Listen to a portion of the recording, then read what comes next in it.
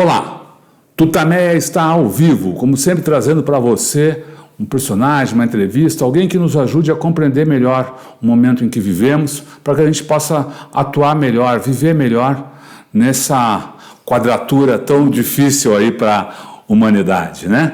Nós estamos aqui nos nossos estúdios caseiros, a Eleonora, Rodolfo, e o nosso entrevistado de hoje estava bem longe, remoto, mas bem remoto, né?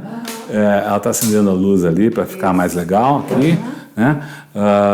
É o Mike Davis, escritor, pensador da urbe, né? Estava na Califórnia. A Eleonora vai apresentá-lo com mais detalhes. Você provavelmente já o conhece, já ouviu falar dele. Mas antes a gente quer te convidar para levar mais longe essas reflexões, essas informações que ele nos traz desde os Estados Unidos. Então divulgue entre seus amigos, compartilhe nas redes sociais e saiba que esse material fica disponível para você no nosso canal de vídeo, o TUTAMÉIA TV, no YouTube. Nosso trabalho está ancorado no site TUTAMÉIA, o endereço é tutameia.jor.br. E lá no canal de vídeo não se esqueça de se inscrever, né? E clicar na sinetinha para receber aí as notificações de novos vídeos. A gente está fazendo direto, ainda mais nesses tempos aqui tão bicudos. Não é isso, Eleonora? Isso. Então, foi uma entrevista que a gente fez na semana passada, na quinta-feira, né? Ele está... Ops, aqui nós estamos precisando reforçar a energia.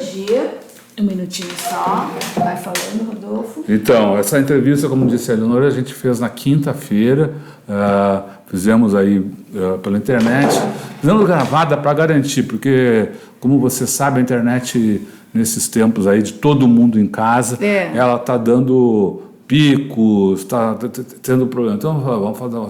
E, na verdade, a gente não conseguiu fazer pelo nosso sistema aqui, então a gente teve que improvisar.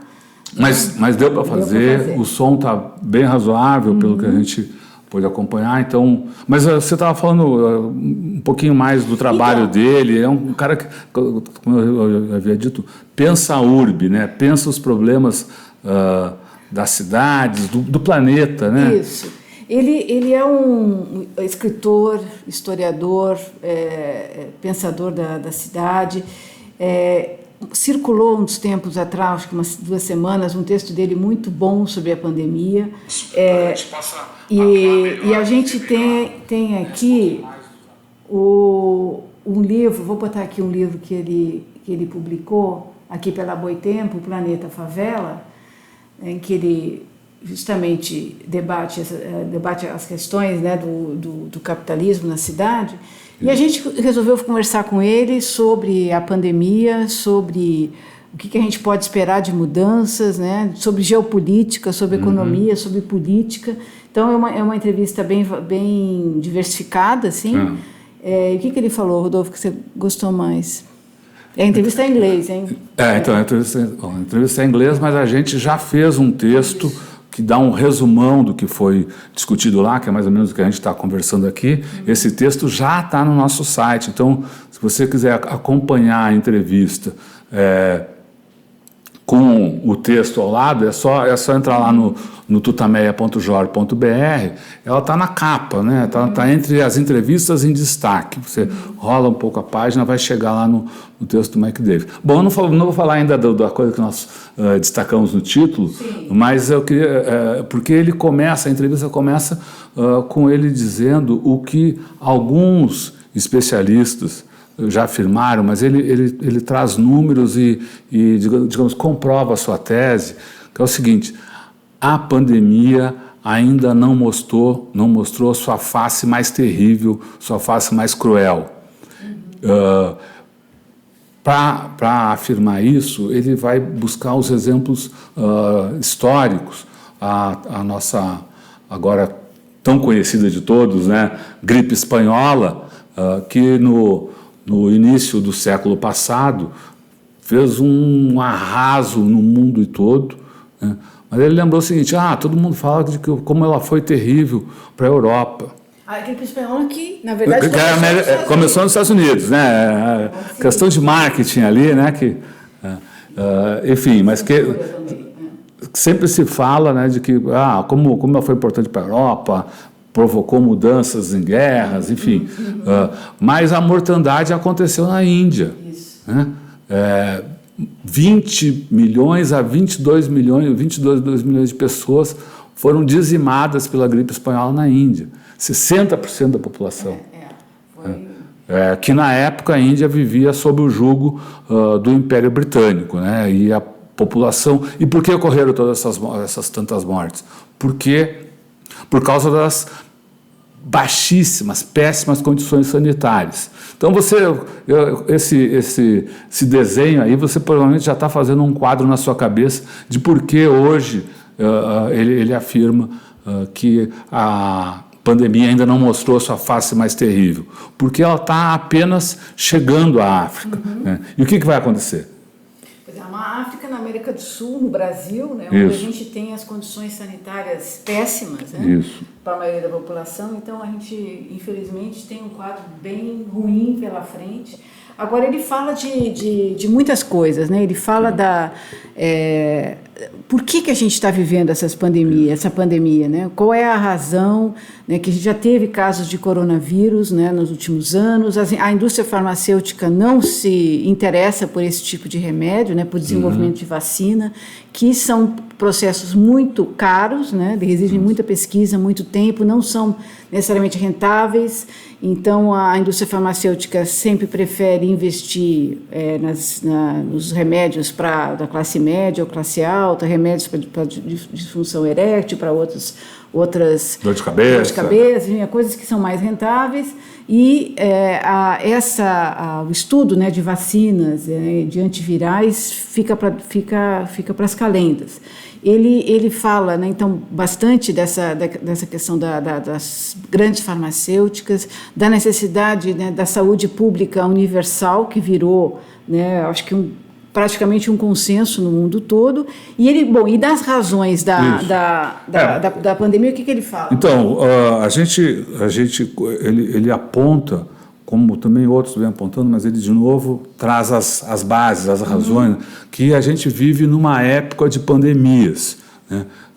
Uma época de pandemias provocadas pelo próprio processo de expansão do capitalismo, pela globalização. Só que ele não fica nessa coisa, o capitalismo é malvado, coisa e tal. Vamos ver, por que isso acontece? Por que a globalização gera essas crises sanitárias cada vez mais dramáticas, né? Ele aponta ali três pontos, né? O primeiro é a questão do uso desenfreado da terra, quer dizer, as fronteiras agrícolas vão sendo cada vez levadas mais longe. Com isso, o que acontece? As barreiras naturais entre o homem, entre as comunidades humanas e o mundo dos animais selvagens, elas vão sendo cada vez menores, às vezes até inexistentes. E é exatamente nos animais selvagens que são os depositários aí de todos esses vírus, depois carregados, né, por morcegos e aves. Então, esse aí é o primeiro ponto. Segundo ponto. O segundo ponto é o próprio modo de produção agrícola capitalista, agrícola e também de produção de carnes, né? Enfim, toda a produção que gera... que acaba sendo criando um caldo de cultura propício ao desenvolvimento e à transmissão desses vírus. Ele fala das fazendas de gado, da grande concentração que há, por exemplo, nas fazendas de aves, né? E que, quer dizer, criar porcos e aves nesses ambientes altamente concentrados, isso favorece muito a expansão de doenças, né? A emergência dessas grandes unidades produtivas em detrimento da economia, da agricultura familiar, né, que necessariamente é mais diversificada, né, é em pequenas unidades, e por isso acaba tendo, por essa diversidade, né, uma defesa maior contra essas doenças. Ele dá o exemplo aí, quer dizer, você botar... basta pensar, 100 mil porcos num lugar relativamente restrito, 1 milhão de aves num grande armazém. É só desenhar na sua cabeça essa imagem para perceber que isso, boa coisa, não pode gerar, né? E o terceiro ponto é a própria devastação que houve nos sistemas públicos de saúde, né, e no investimento. É o ponto principal, né? Que é como principal. O principal fator é esse esmagamento do serviço público. Né? Isso a gente tem visto em muitas reportagens, né, como a importância de haver um sistema capilar, né, público em vários lugares, né, de emergência nacional, universal. Né? A Alemanha está conseguindo combater com muito mais eficácia a pandemia, justamente por conta do seu serviço de saúde.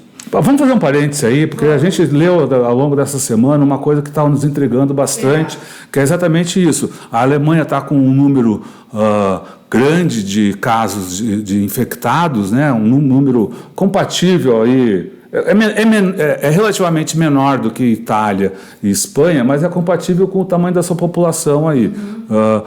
E, no entanto, o número de mortes é bem pequeno. A causa disso está não só na capilaridade do seu sistema de saúde, mas na forma como eles atacaram o coronavírus, os infectados aí pela pandemia, pelo vírus, não é isso, Helena? Isso. A matéria do New York Times essa semana mostrou o seguinte: eles fizeram testes, né, muitos testes, e com o sistema bem infiltrado na população alemã, eles conseguem acompanhar, né, os casos de infectados e a evolução dos casos. Sim. Então, eles conseguem, inclusive, identificar as pessoas que vão ter um desenvolvimento pior da doença. Então, eles colocam essas pessoas antes nos respiradores. Né? Eles entubam as pessoas antes e elas conseguem se recuperar, porque não chegam, né, já numa situação muito deteriorada no serviço de saúde para receber o oxigênio, receber os cuidados de UTI. Então, essa identificação dos casos, né, e um tratamento antecipado, digamos assim, do que a gente tem ouvido aqui, tem sido a melhor resposta, tem explicado por que a Alemanha está conseguindo essa melhor resposta no combate ao vírus. Isso, então você vê, é a combinação aí. Agora essa câmera aqui.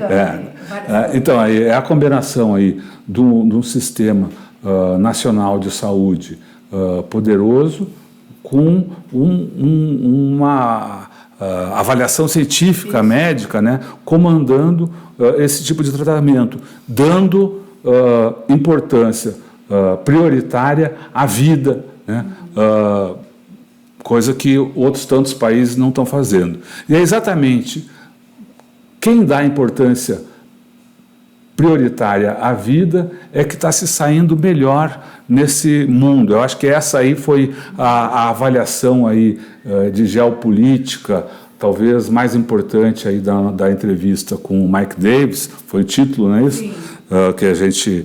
Que você pode ver aí no nosso site, tutameia.jor.br. Antes ainda de falar desse título, do que foi mais importante, queria agradecer todo mundo que está participando aí, mandando comentários, dando bom dia, falando lá da Bahia, nosso amigo Dada Ferro aí, né?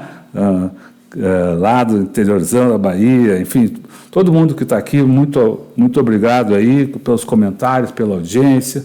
E vamos então ao que nós consideramos na entrevista o mais importante, uma avaliação diferente que o nosso amigo Mike Davis fez. Ele mostrou na entrevista, e a entrevista foi antes dessa coisa do final de semana aí do Trump confiscando, né, os equipamentos que estão sendo vendidos para outros países, inclusive para o Brasil. Ele dizendo o seguinte... Aliás, ele disse na entrevista que Trump se comporta como criminoso. Exato. Ele disse que o Trump... à saúde pública, mas aí também... E se comporta como criminoso porque ele soube antes dessa ameaça, né, foi alertado e não tomou as medidas negou, né, a importância da pandemia, e agora a população está pagando, né, com a vida. O número de mortes só cresce nos Estados Unidos.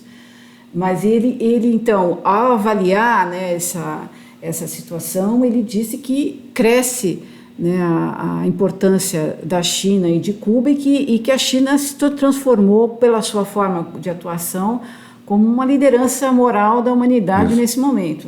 Né? Ele lembrou o exemplo que na Europa, os países ali, todo um do lado do outro, sofrendo de forma semelhante aí o impacto aí da pandemia, as mortes, a explosão do número de infectados, e a resposta deles, entre eles, foi fechar as fronteiras. Exato. Ou seja, então a ajuda humanitária partiu nesse momento da China e de Cuba. Né? China, mais poderosa, mandou aviões carregados de equipamentos médicos e pessoal de saúde para a Itália, também para a África, não, para o Oriente Médio ali, não. Cuba espalha seus médicos, seu exército de gigantes aí, heróis, né? Pela Europa e pela África, enfim. Mais uma razão que ele também fala na entrevista, para que nesse momento, e que quiçá fique perene, se derrubem todos os bloqueios econômicos, todos os embargos, para que a saúde possa ser defendida, a saúde do planeta, a saúde das vidas, possa ser defendida. Ele deu um exemplo de como isso está sendo, como o embargo, como o bloqueio não só está prejudicando a economia de Cuba, no caso específico aí, não só prejudica a economia de Cuba, mas está prejudicando o combate à crise mesmo. Ele disse que tem um laboratório nos Estados Unidos que está fazendo um desenvolvimento que casa perfeitamente com um outro desenvolvimento que Cuba está fazendo, que os dois precisariam se juntar para trazer mais rapidamente a solução, aí, um medicamento para isso. E, no entanto, o bloqueio impede esse casamento tão importante aí para a humanidade.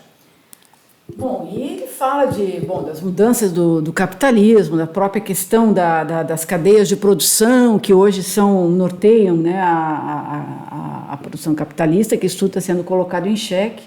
Fala do que ele acha que pode haver de mudança, né, muita coisa vai ter que ser revista, muita coisa que as empresas não gostariam de fazer estão fazendo, que os governos não gostariam de fazer estão fazendo, e a importância do serviço público, né, de saúde, enfim, é a grande lição que a gente tira dessa pandemia. Que a grande parte dos países está aprendendo mesmo, né, na luta, tendo de reforçar a Inglaterra, que vinha destruindo, né, desde a Thatcher, vinha destruindo o seu sistema de saúde. Ela transformou em heróis da pátria lá, enfermeiros, médicos, que estão aí trabalhando no combate ou no atendimento aos doentes, aos infectados. Eu vi outro dia aí uma coletiva de um cartolão, chefão lá da saúde na Grã-Bretanha. Ele estava num púlpito onde estava escrito: fique em casa, defenda o Sistema Nacional de Saúde e vamos vencer, ou qualquer coisa assim. Enfim, quer dizer, exatamente dos governos que vêm ao longo das últimas décadas aí, né, atacando esse sistema. Então, isso aí é uma lição que eu acho que tem que ser introjetada, que nós precisamos introjetar para cobrar dos governantes que aqui no Brasil, por exemplo, nós temos desde Temer, mas de forma mais aguçada no governo Bolsonaro, um ataque brutal aí ao SUS e ao todo o nosso sistema nacional de saúde, né? Isso precisa ser estancado, em nome da vida, né? Eu acho que é isso. Ainda uma nota triste aí do coronavírus de agora, foram constatados 4 casos na Rocinha, no Rio de Janeiro. É a maior comunidade, a maior favela da América Latina. Então, eu acho que todo mundo, os olhos do mundo vão se voltar aí para ver como isso vai se desenvolver e, né, como é que pode ser o desdobramento disso nessa comunidade tão carente, né? Bom, então a gente vai colocar no ar agora essa entrevista feita na quinta-feira, desde São Diego, na Califórnia. É uma entrevista que está em inglês. Se você tiver dificuldade, vá no nosso site, que está aí na telinha, TUTAMÉIA.jor. Lá tem um resumo da entrevista, é isso que a gente estava falando aqui. O Mike Davis, escritor, vou repetir aqui, escritor. Ele é uma figura muito simpática, né? Falou da sua quarentena, lá suas lides com os seus orientandos, com a família. Ele fala, ele entrou na universidade lá por várias razões, mas no final ali quando o senhor tinha 20 e tantos anos, ele foi várias coisas, né? Foi açougueiro, motorista de caminhão, e entrou na universidade, fez história. E hoje é professor de escrita criativa e integrante do Conselho Editorial da New Left Review. Então, acho que é uma pessoa... Tem um livro recente aqui no Brasil. Isso, é o livro da Boitempo, que vou colocar de novo aqui. Que é muito atual, né? É muito atual. Ele tem um outro livro que eu vou colocar aqui, que é a Apologia dos Bárbaros. Ele escreveu também na revista Margem Esquerda, da Boitempo, aqui vou botar a número 12, né? E aqui também um outro livro do Mike Davis, enfim, uma produção muito intensa, e eu acho que está muito atento aí a todas essas questões que envolvem o coronavírus do ponto de vista de saúde, de política. Aliás, de política a gente não falou. Ele também está preocupado com as implicações políticas, né, na questão democrática, né, está vendo o uso dessa pandemia para ampliação, né, de medidas autoritárias. Ele comparou isso ao 11 de setembro, né, falou do governo de Israel, que está fazendo medidas, né, de vigilância, ampliando as suas medidas de vigilância. E o que ele disse? Tem que protestar, não dá para ficar parado, tem que protestar, e o internacionalismo é a saída, sempre foi a melhor saída para os trabalhadores, né, pelo mundo afora. Os sindicatos precisam organizar o internacionalismo, é a mensagem dele, que lembra muito a de outro livro, né? Né? Enfim, então, tem que se unir. É um momento de unidade em defesa da saúde e em defesa da democracia. Exatamente. Mas antes da gente começar a fazer discurso aqui, vamos botar então a entrevista. Lembrando então mais uma vez, quem tiver qualquer dificuldade com inglês, vá direto lá para o site, tá um resumão da entrevista. Mas eu acho que, enfim, vamos lá. For this interview. We would like to begin with your observation in general. What do you see this pandemic is going? Well, obviously, it's out of control in the United States, as it soon will be, unfortunately, in your country.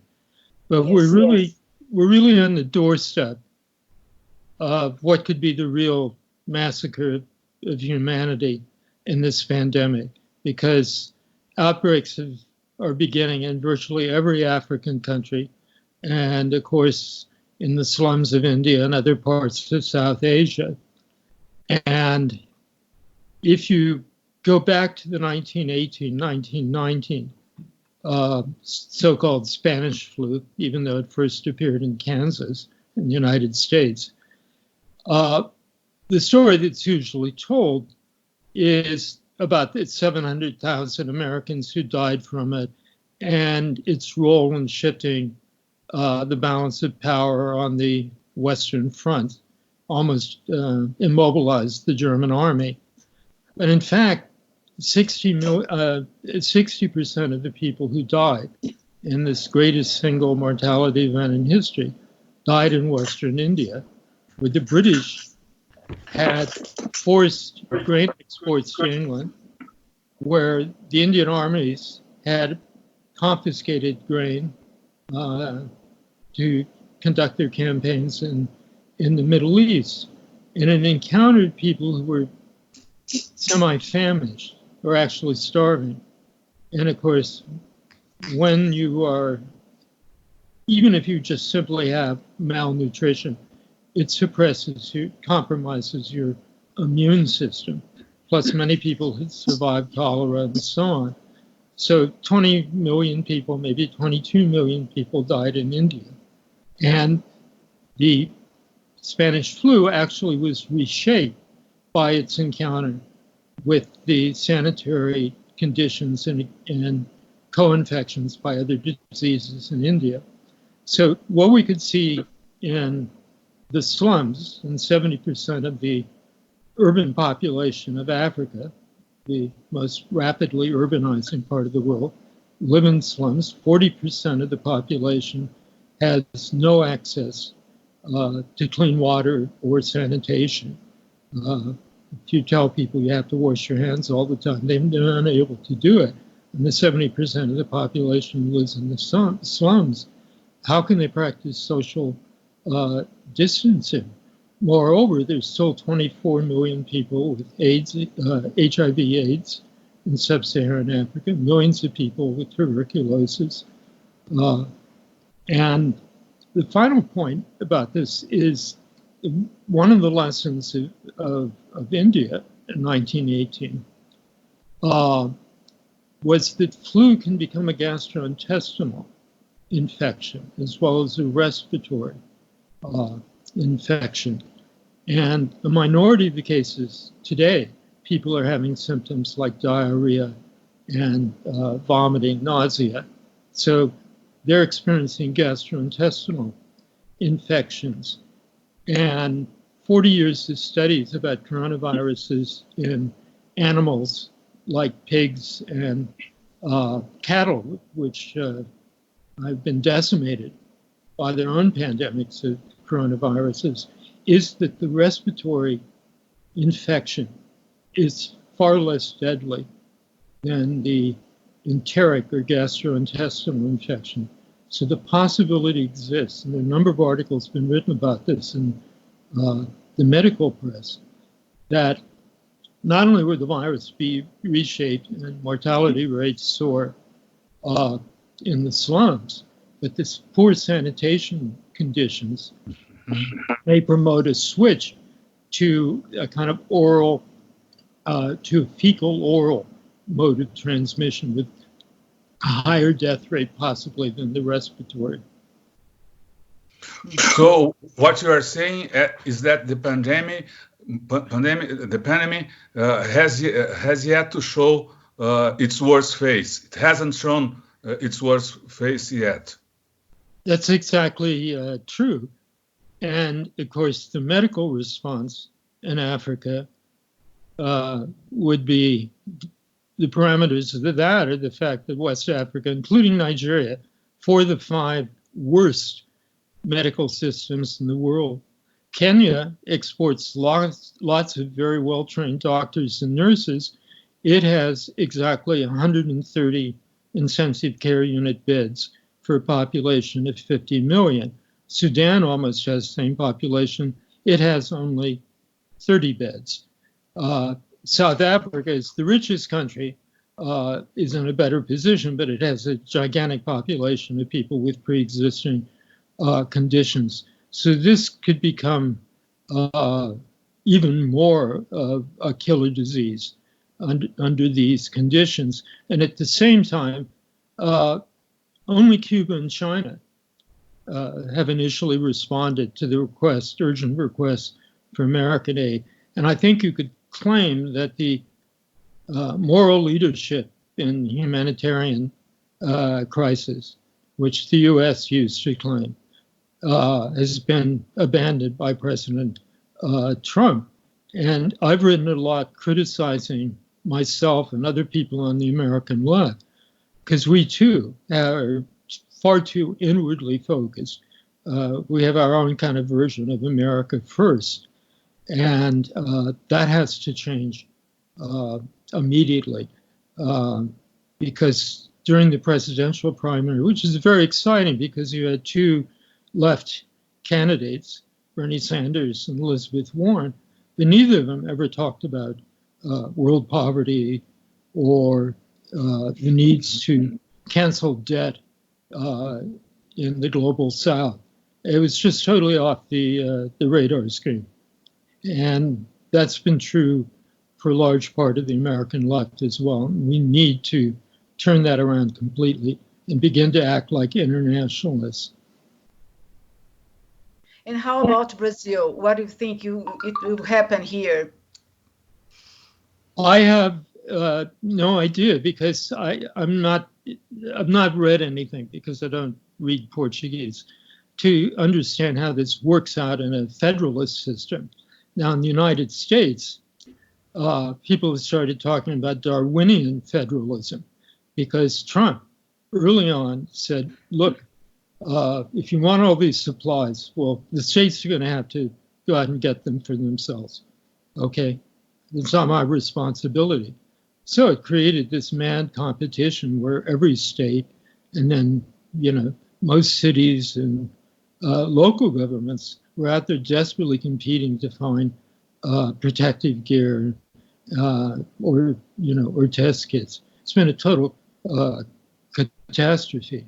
So I wonder, it's a very important question, how this plays out in Brazil, where you have different political parties in power in different cities and states like the American states, still exercise a lot of autonomy in power, how this plays out against the background of a president who is the most hardcore denialist of the emergency and probably in the entire world.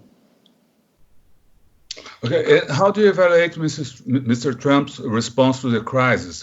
He's starting by, in the first days, he's starting by in denial of the importance of the size of the crisis. Well, his behavior has been absolutely criminal because a week before he took office, there was a large-scale simulation of a pandemic, and it found that we were unprepared. This was reported to him, and there was a report published. He turned around and then fired the people in the administration who were the pandemic planners, got rid of them, proposed taking away 10% of the budget of our Centers for Disease Control, which is the major agency that deals with emergent diseases and infections. He's been trying to kill Obamacare. And continuing in the background have been reports. The Council of Economic Advisors last year issued a major report, but one of many, warning that the system could not handle a pandemic. They were still thinking mainly of influenza. And they pointed out that one of the Achilles heel of the whole effort was not only the government's failure to advance research and stockpile adequate supplies, but the fact that the big pharma, the large pharmaceutical corporations, were abdicating the development of vaccine and of antivirals and of antibiotics. They're not profitable, so they're not on the shelf. And a couple of days ago, we found out that there's been two previous coronavirus epidemics, of course, SARS, which appeared in China in 2003, and then a strange coronavirus that appeared in Saudi Arabia in 2012. They came through contact with camels, and camels in turn had gotten the virus from Egyptian tomb bats. So this is literally the curse of Tutankhamun come alive.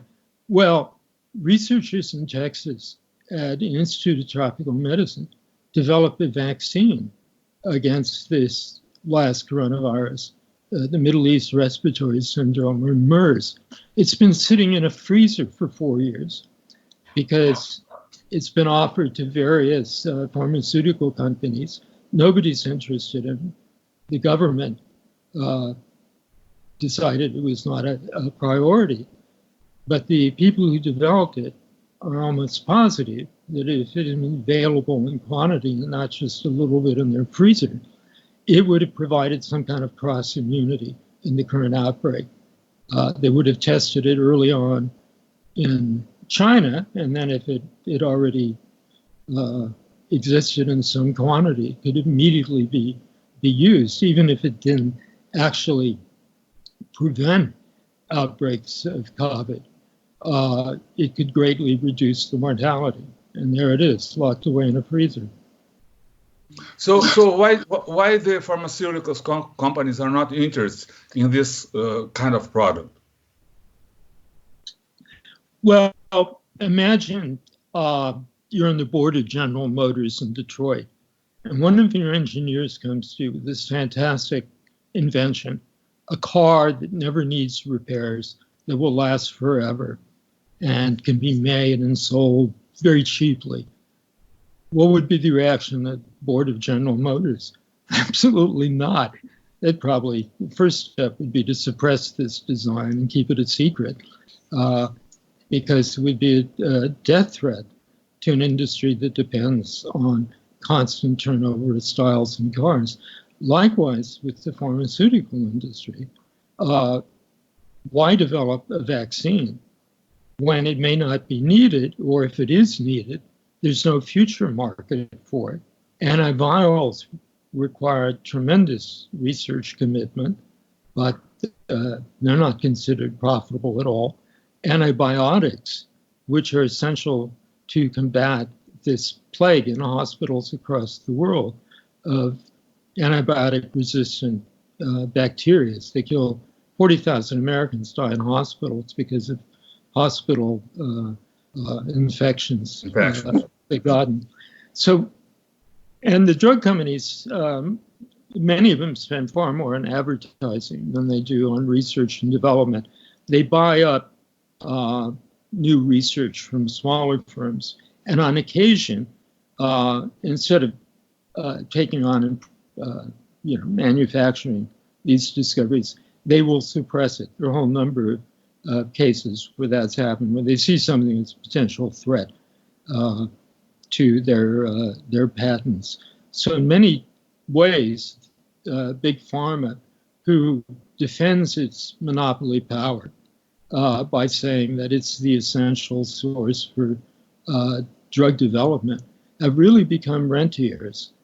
Okay, they don't develop the stuff that we really need. If you're an aging male like I am, okay, selling me something that'll help me with my sexual dysfunction, my failing libido, that's enormously profitable. Providing an antiviral that would act against a coronavirus so far is not.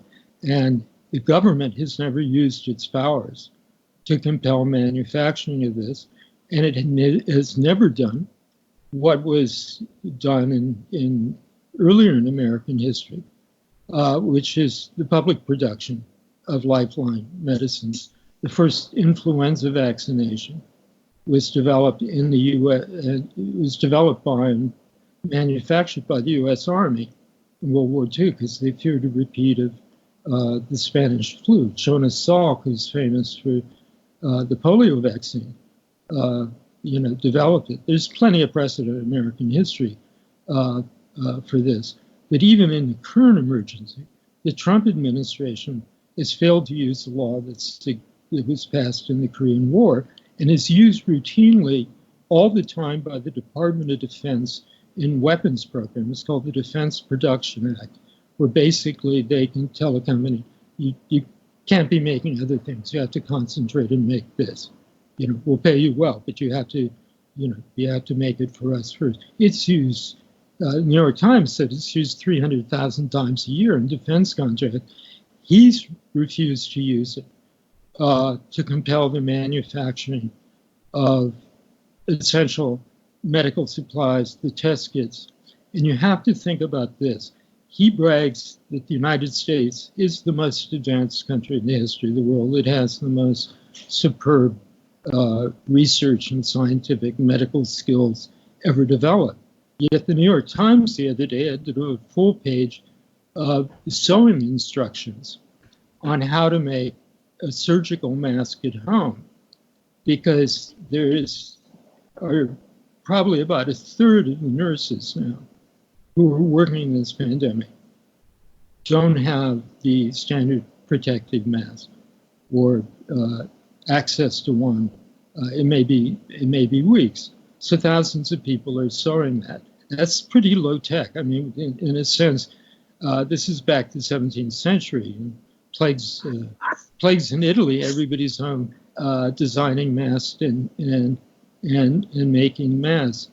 I think that in the geopolitical sense, what's happening right now is very similar to what happened in the 17th century. The plague so devastated Italy that it accelerated the shift of political power from the Mediterranean toward the North Atlantic states.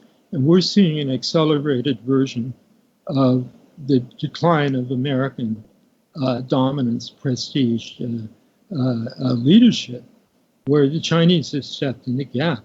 And they're now offering medical supplies, of which they have an abundance, to countries in Africa and the Middle East. I believe they have the largest aid effort currently going on in Italy. Trump, in this respect, has been the gravedigger of the American empire. And what kind of change can you foresee besides this rise of China and the declining of the United States? Do you think that the public interest, the states are going to take a role more important? The public service, the health system, the public health systems are going to grow because of this crisis, and you see some changes possible in the pharmaceutical field, the pharmaceutical industry. What kind of changes you can see occurring? Yes, I mean, this crisis, this pandemic asks this question: is capitalist globalization biologically sustainable? And if the pattern that's now being implemented of each country looking only after itself, apart from China and Cuba, the two countries that actually provide aid everywhere, the answer has to be possibly not. But right now you have a battlefield where even the most conservative governments have been forced to introduce certain collectivist measures, even parts of what were formerly the agendas of the progressive wing of major political parties. And these are beachheads on which we can fight. In the United States, the battle now is that at the Democratic convention, when and if that's ever held, to withhold endorsement, nomination of Biden until universal health care is put on the Democratic platform, because this is the greatest and grimmest possible teaching on the necessity of national health system. At the same time, capital is looking for new opportunities, new markets, new modes of accumulation. For instance, Amazon not only has an enormous volume of sales, but this crisis will permanently increase the number of people who want home deliveries of things like groceries. But even more fundamentally, it's the kind of extinction event for tens, maybe hundreds of thousands of small businesses. And Amazon will fill that niche. And so some people's corporations are approaching the crisis really as a landscape of opportunity. But far more dangerous is the power grab by authoritarians. This is 9/11 repeated in the sense. 9/11. Yeah, I mean, the war on terrorism, of course, created perfect opportunities for governments to create states of emergency and then fail to dismantle them, to pass draconian temporary legislation that became permanent.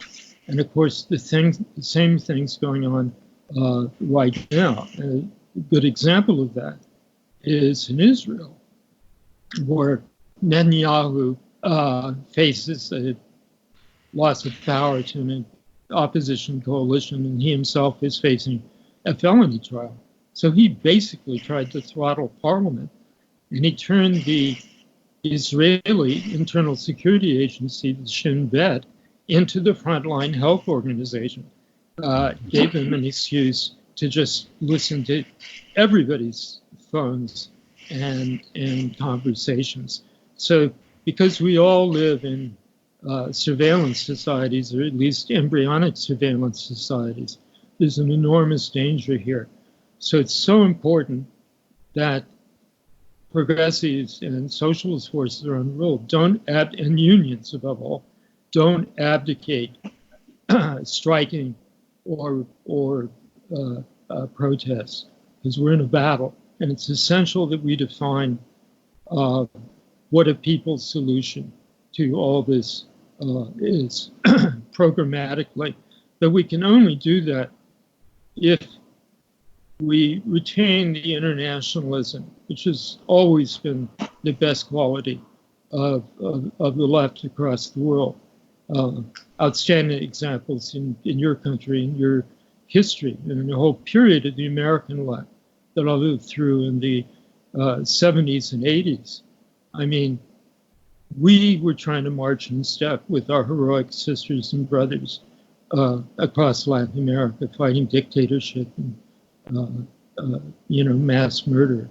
Since the social forum movement is seemingly become extinct, this is a new opportunity to reestablish those kinds of international ties, conversations, and joint action that the social forums were supposed to embody. So we have a kind of second chance here.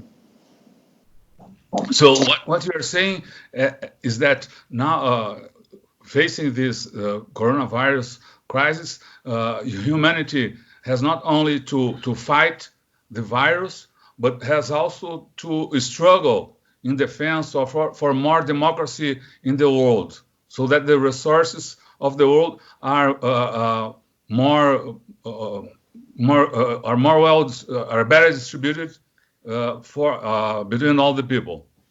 Yes, that's exactly what I've seen. And I wrote an article arguing that in the case of China, the lesson that's being learned, particularly by autocrats, is that you need a semi-totalitarian surveillance society to be able to deal with something like a pandemic.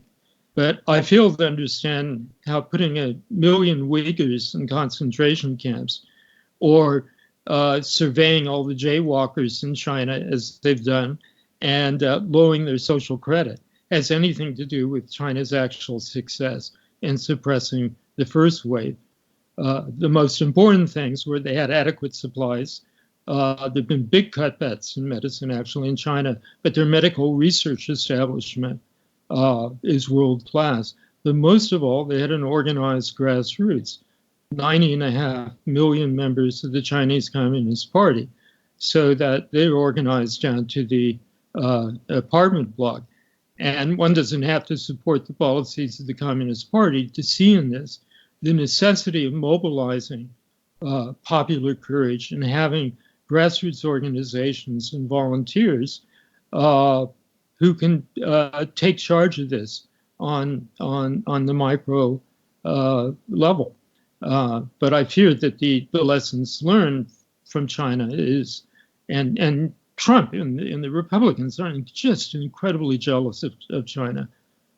Their whole restarting of the Cold War against China is that China has the power, but also it says the successes that they envy so much. So the people's movements around the world have to offer an alternative model of how to respond to, in a democratic way, to pandemics.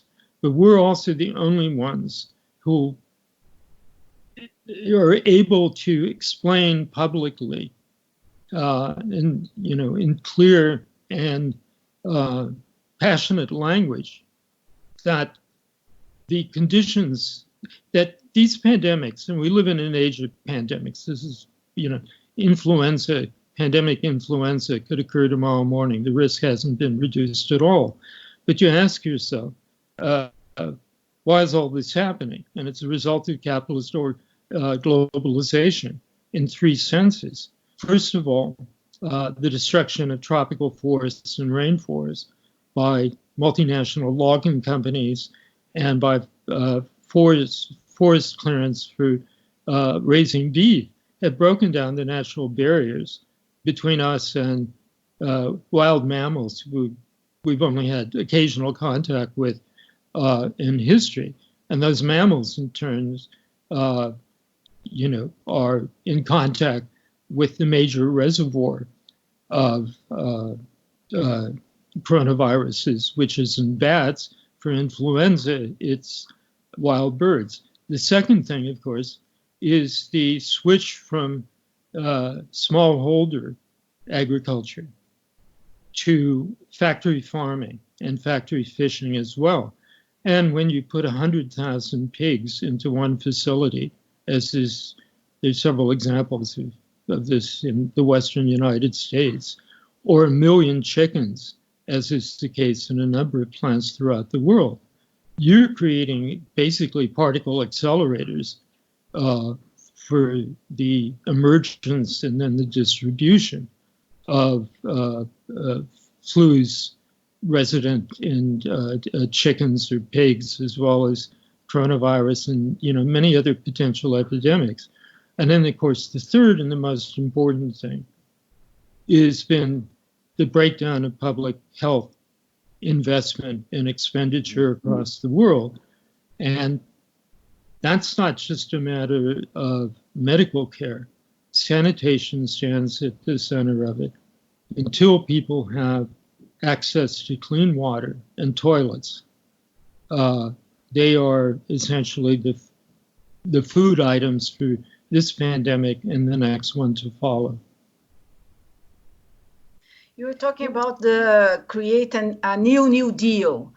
Why? What can you say about this movement that can unite ideas from the Great Recession of 1929? Is it possible to get these ideas today? Well, this is what Bernie Sanders has done in this country.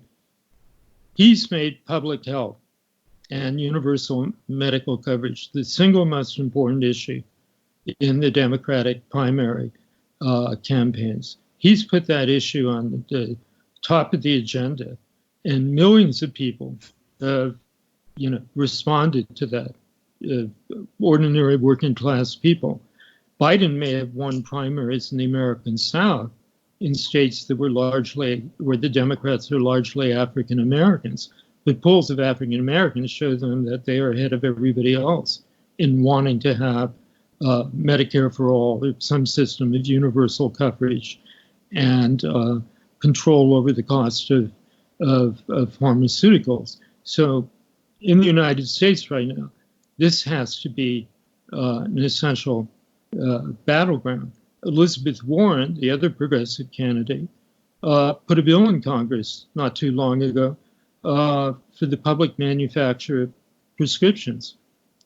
Drug companies wouldn't lower their prices, or if they fail to develop things that are life-saving, the government should manufacture, should take it over, which is a pretty radical idea in American politics, though it has precedence in wartime situations. So these political issues are now even more than they were before, life and death issues, which can mobilize, a huge number of Americans, but they have to find their way into November's political contest. Although some people are speculating in the possibility that even the presidential election could be postponed, which would be a kind of terrifying thing. And I could imagine somebody like Bolsonaro or Urban in Hungary, taking the same approach, more or less what Netanyahu's done in Israel to keep himself in power. And finally, I should point out that this pandemic punishes our best qualities. It's most deadly to people who live in extended families where people take care of each other. Old people take care of children. Children take care of old people. And people who share income or housing costs. For people who live in cultures like yours, where celebration is such an important, essential part of your culture and national identity. And of course, anywhere in the Caribbean. I mean, we could go on and on. It's right now the isolated, selfish individual who's portrayed as the survivor, not us acting together as communities, not the communitarian aspects of social life that the left has always thought to maximize and support. Some say that life will never be as it was 2 weeks or a month ago. What do you believe can really change in capitalism with this crisis? Well, capitalism, the 500 largest global corporations now see the possibility of maintaining international global production chains and the ability to source the cheapest labor in the world, to switch production to China, now from China to Vietnam, say. All that's under threat. So they have to overcome the obstacle of authoritarian and isolationist right-wing regimes. I think that one possible outcome will be, in fact, that there will be an international agency to replace or transform the World Health Organization that will set up an adequate system of monitoring disease and disease emergence, that will probably stockpile supplies in crucial areas which now have no stockpile at all. And it'll probably support the expansion of medical coverage and more investment, of course, in vaccines. It happens to be that it's the small startup companies, the ones that are founded by research scientists, who are most advantaged to take part of that. But even if that's successful, and it allows the restoration, maybe not in the same extent that it was a year ago, of world trade and internationalized production platforms, it would still leave behind the majority of the people in the global South and in the decaying industrial parts of Europe and the United States. In other words, I think that global capitalism has a way out. It's going to be forced to do a lot of things that it would rather not do. But it's their only path to restoring world production. And of course, this depression, the after effects, will last for years and years. But none of this addresses the root problem of the sanitary health and nutritional situation of probably about 2 billion people. And one thing I've written about repeatedly is the fact that already a kind of triage of humanities occurred. I mean, we're talking about triage now in hospitals. In New York, they've now issued a rule, hospitals have issued a rule, that if someone has a heart attack, if they can't be treated by the emergency response team, they're to be left at home. In other words, people are condemned to to die from their heart attacks, because there's absolutely no capacity for the hospitals to deal with them. On a world scale, a triage has long been in place where a large minority of humanity is really surplus to the requirements of globalized capitalism, an economic system that on a global scale is not creating new jobs anywhere. I mean, the majority of people in Latin American cities, and above all in African cities, work in the informal sector now. They are that part of humanity which isn't needed, and which in the face of things like climate change will just build walls against their necessary migrations and attempts to save themselves and their families. And I just am afraid that this will be mirrored shortly by the pandemic. And of course, the pandemic takes in Africa. Obviously, we all hope, pray that warm weather will have some impact on this. There'll be some, magical way out of it. But people should remember that the 1918-1919 flu pandemic, it started in spring in the US and then kind of dissipated, but it returned with a vengeance in summer of 1918. Weather didn't have much influence whatsoever about its spread or killing power. I mean, we're being told a lot of hopeful things, but we shouldn't count on them. We don't even know, for instance, what the real mortality rate is until we see what the disease does in the poor countries of the world. You've been talking about the role of Cuba and China in this crisis, helping other countries. Why do they do that at this time? And is there a lesson from them that the world should learn, needs to learn, or this will be forgotten after the crisis? Some years ago, I was asked by the United States Naval War College to give a lecture there.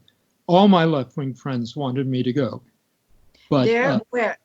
Excuse me, there in China or in China? No, Cuba? the United States, the Naval War College in Newport, Rhode Island. And all my left-wing friends wanted me to go because they wanted to find out what was going on. And I couldn't do it. I have old-fashioned leftist scruples. But the admiral who was president of the college and had commanded a war group during the invasion of Iraq asked me, well, how about getting together in San Diego? San Diego is the second most important naval base in the United States. And I agreed. So I got together with him. And what he was actually interested in is how many very large-scale humanitarian emergencies could we expect in the future? And he put it like this. He said, my boys and girls were absolutely happy and very proud of what they were able to do after the tsunami in the Indian Ocean. It was a hell of a lot better than bombing wedding parties in Afghanistan. But if I go to Congress and ask for more hospital ships, more ships with water supply systems, they're going to laugh me down. They want to hear more about supercarriers and nuclear submarines. Up to now, only the U.S. Navy has had that capacity to send basically the infrastructure and medical support of a medium-sized city anywhere on a coastline in the world. But now that moral leadership, humanitarian leadership, is being seized by China, Europe is turned cannibalistic.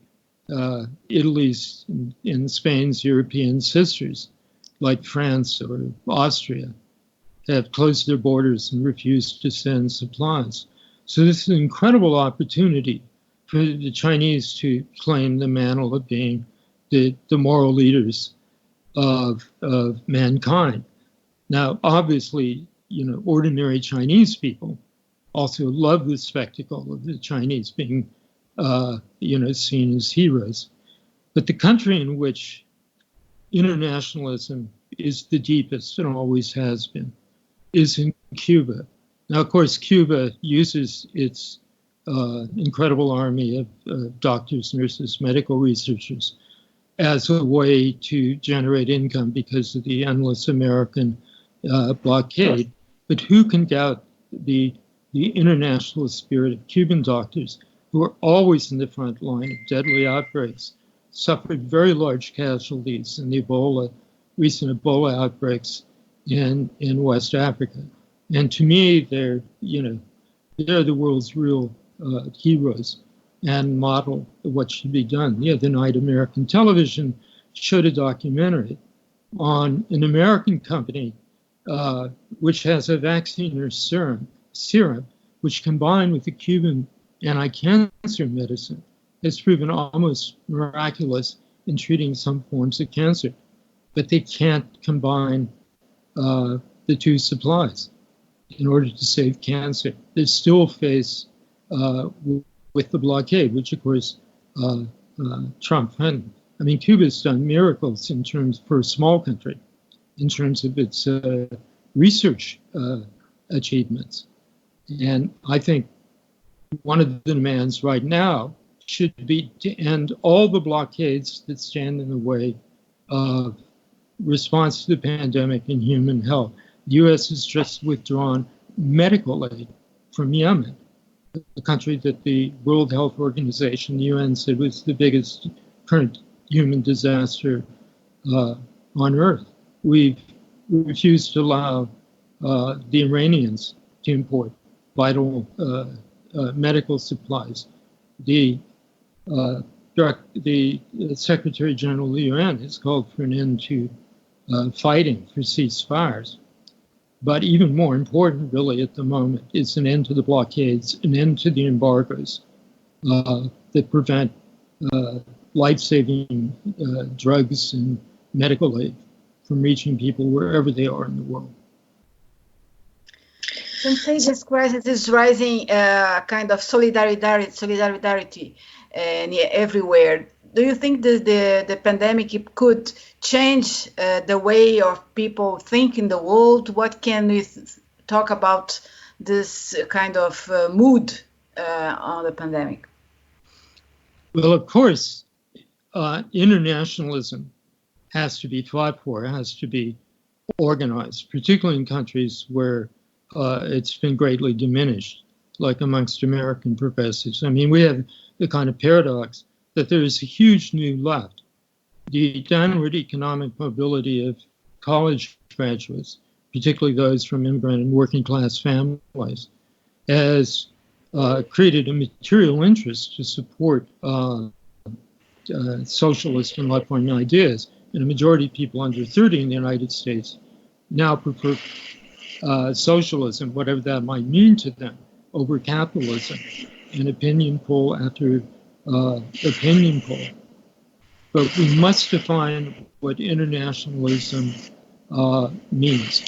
A very simple thing is that the U.S. now is engaged in this crash program to finally produce enough text kits and ultimately antivirals and finally a vaccine.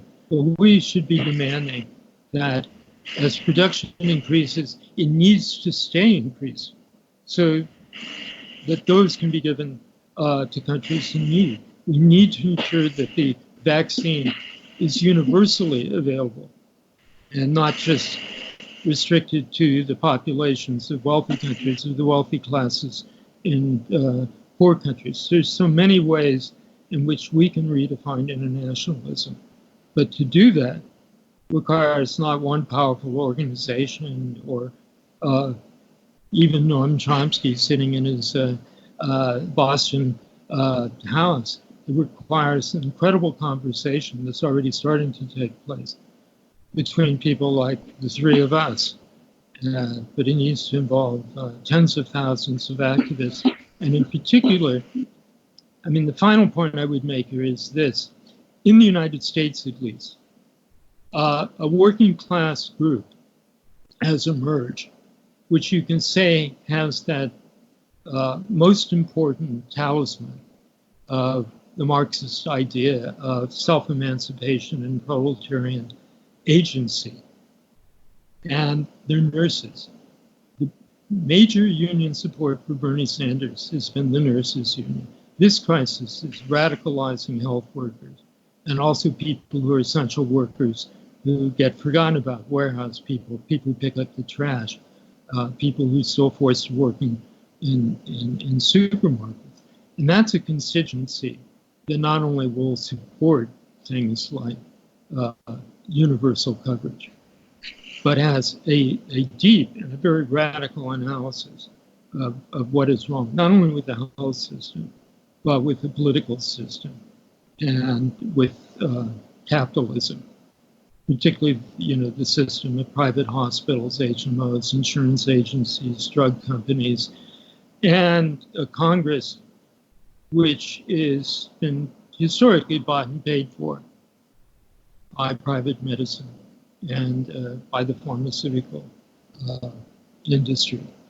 So it's not a matter of leftists giving leadership to frontline health workers. Frontline health workers are giving leadership to all of us. And I'm sure that's true in country after country. Okay. So before we end this interview, I want to know, how is your routine nowadays? What can you tell us about what you do, what the care, what you are reading, what you are seeing? Some notes about your daily life in this time. Well, there's almost always 5 of us in the house. I have 4 kids, 2 Irish kids who are older, and my wife's Mexican. And we have 2 kids who are still in high school, despite my great age. So there's 5 people in the house, and there has to be occasionally a sleepover or a teenage friend. Otherwise, my younger daughter would go crazy. But my wife's niece had a baby recently, and another niece who's Italian, Mexican-Italian, came over with her husband from Trieste. The husband of the niece who had the baby is Turkish, and his 2 very old parents flew all the way from some rural part of Anatolia here. Now, all 4 of them are totally marooned. They don't have any money, and they have no idea when they'll ever be able to go home. And there are, I would guess, something like 100,000 at least people in this situation. We're trapped here by the sudden travel bans. And I haven't seen a single newspaper about the situation, but it makes our family situation very, very complicated. So I teach in a virtual classroom now, full time. All of my students, I've changed their assignments. They're all reporting on coronavirus. The campus was closed, so they're back at their homes. One student in Martinique, another in Indian reservation, in small towns in the American South, all over the country. So I have an extraordinary network of 75 on-the-spot reporters. And then every bit of available time, I spend writing, but also acting as a kind of syndicator of stuff that other people, my friends, send me. There's about 50 people on my list, and each of them is capable of reaching out to 50 other people.